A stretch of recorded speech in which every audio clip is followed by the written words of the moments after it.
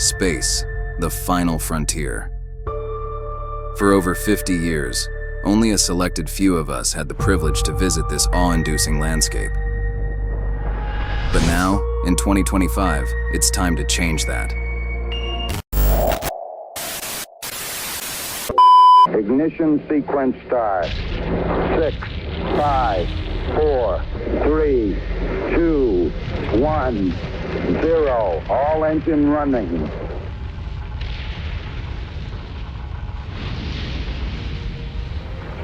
Liftoff. We have a liftoff. 32 minutes past the hour. Liftoff on Apollo 11. From the early days of space travel, humans fantasized about exploring the big black void. This fantasy resulted in great sci-fi movies where we successfully colonized the solar system.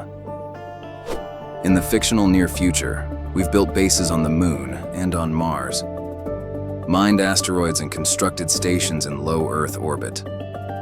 Sadly, in real life, we haven't reached those milestones yet, as we prefer to allocate the budget to important matters. You know, like war. Nevertheless, even at this slow pace, we as a species aim to make space colonization a reality by taking baby steps. Today's video focuses on the first spaceship meant to kickstart affordable space tourism.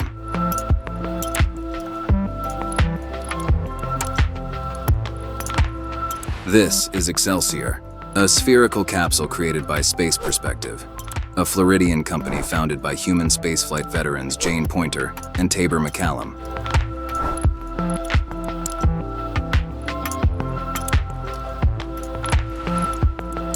Excelsior is the primary component of the Neptune spaceship. It is 16 feet in diameter with a pressurized volume of 2,000 cubic feet, or the equivalent of 2 small bedrooms, making it the largest spaceflight capsule in existence, roughly 2 times the volume of Virgin Galactic's Spaceship Two and Blue Origin's New Shepard. Compared to SpaceX's Crew Dragon, it's roughly 4 times the volume. Neptune will be the first commercial spacecraft designed, developed, and manufactured without the backing of a billionaire or significant government funding. The concept is simple. The spaceship is lifted gently by a carbon-neutral space balloon, either from land in Florida or from the company's marine spaceport MS Voyager. Propelled by renewable hydrogen, space balloons are a safer form of space tourism, as no rocket fuel is required, and passengers don't experience weightlessness at any point during the trip. They rise slowly at 12 miles per hour, making the experience accessible to anyone medically fit to fly with a commercial airline. Their technology has also been regulated by the FAA and follows guidelines established by NASA.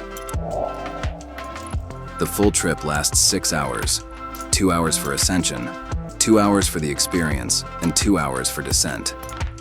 As for the capsule itself, the interior cabin features a space spa, a world-class culinary program, high-end products, plush seating, and Wi-Fi, all enjoyed while taking in spectacular views of the blue planet through the largest windows ever flown to space.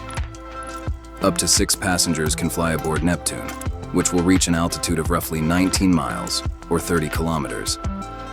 Technically, this altitude can be critiqued as not close to the 62-mile or 100 kilometers Kármán line, which is the internationally recognized boundary to space.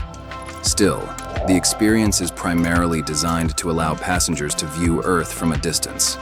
By doing so, they may experience the overview effect, a documented psychological reaction to seeing Earth from space, leading many to reassess their priorities when they return to Earth.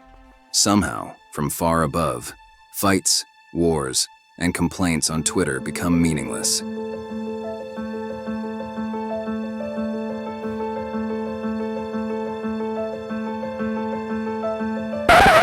All right, enough feelings. Let's go back to capitalism. Space Perspective is teaming up with Space VIP to offer a fine dining experience on the edge of space. For the right price, you will be accompanied by Danish Michelin-starred chef Rasmus Munk, owner of Alchemist, a 2 Michelin stars restaurant in Copenhagen. The 32-year-old will serve as host during the 6-hour trip and present the passengers with a specially created menu.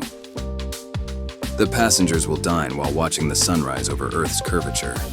They will have Wi-Fi on board, allowing them to stream the experience to viewers on Earth. Monk has said he wants his menu to reflect the innovative nature of the trip itself. He will use aerogel-inspired food and encapsulated aroma, among other flashy culinary processes. So, what does it cost to be enlightened and underfed? When I mentioned affordability earlier, I meant it in a relative way. The regular ticket cost is still a whopping $125,000, while the VIP Michelin experience is priced at almost $500,000. Space tourism is still far from being affordable to the public.